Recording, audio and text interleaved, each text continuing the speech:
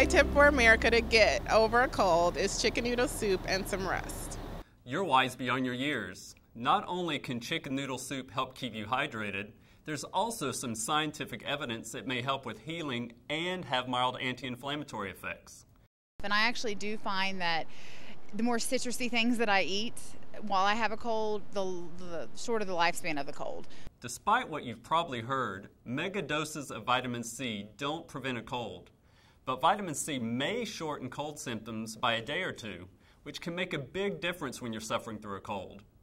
You can never go wrong with loading up on citrus fruits. We got to stop doing stupid things like, getting up in the morning when it's cold during the winter, taking a shower. You need to probably take one the night before if it's possible. Really dressing appropriately. A lot of the old tips that we used to have when we were growing up. You bring up one of my favorite cold myths. You don't catch a cold from being cold. While very extreme cold can weaken the immune system, we get more colds in the winter from being in close quarters with other cold-infested people, not from actually being cold.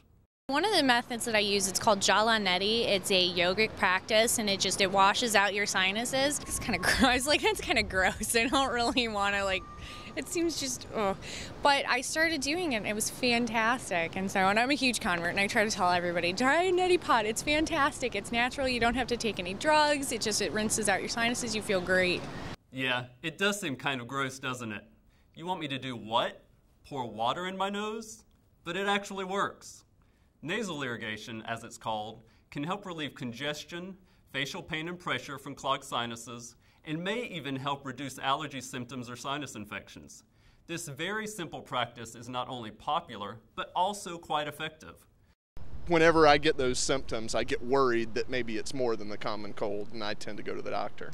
While you should never hesitate calling your doctor anytime you're concerned about your health, when it comes to a cold, you can actually wait it out. Most likely, you'll be on the mend in a few days. In the meantime, over-the-counter cold remedies can ease symptoms so you don't feel so miserable. One of my favorites is decongestants because there's nothing worse than not being able to breathe and the feeling of a stuffy head. But be careful if you have high blood pressure. Choose the medicine that matches your symptoms. Don't over-medicate with medicine you don't need. Then, if you're not feeling better after a week, give your doctor a call. Yes, a week. Antibiotics are useless against a cold. My tip from America for relieving a cold would be rum and orange juice or vodka and orange juice. It makes you sweat, you fall asleep, and then the next day you feel better. Interesting remedy, but you can't flush a cold out of your body. A cold is caused by a virus and isn't going to seep through your pores when you sweat. And overheating yourself might make you feel worse, especially if you get dehydrated.